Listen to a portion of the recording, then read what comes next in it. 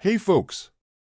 Got a little visitor who's overstayed their welcome and left behind an, unforgettable aroma? Yeah, we're talking about that notorious dead mouse smell. But don't freak out. We've got a solution right here.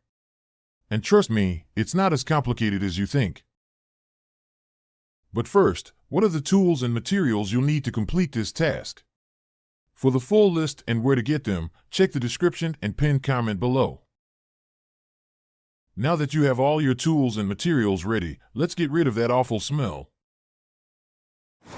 Get rid of it! First things first. Where's that smell coming from, huh? It's like a twisted game of hot and cold, but with your nose. Walk around, give a good sniff, and see where that stench is strongest. Notice any unwanted guests like flies? They're your smelly breadcrumbs. Follow them.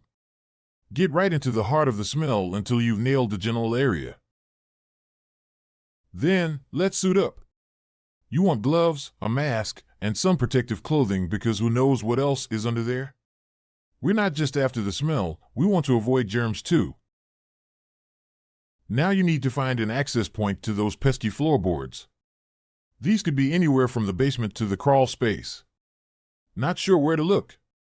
Maybe a small door, hatch, or vent. If it's all getting too cryptic, don't be afraid to call in a professional. Next up, we're going hunting, and our weapon of choice is a flashlight. Scan the area. Look for bones, fur, anything that screams dead mouse here. And remember, these tiny critters can cause some big problems like chewed insulation or wires, so keep an eye out for damage. Found the culprit? Time to get that critter out of there.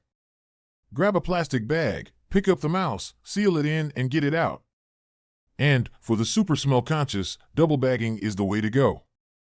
Chuck it in an outside trash can, preferably one with a lid.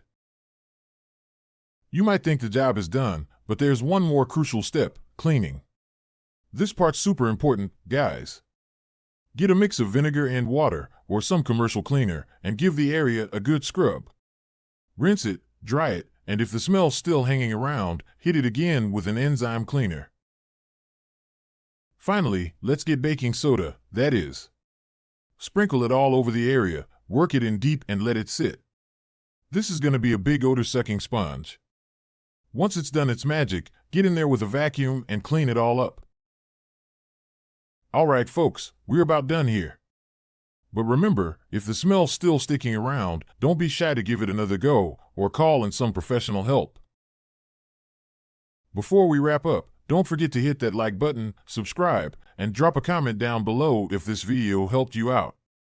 Also, consider sharing this video. Who knows? You might save a friend from a stinky situation.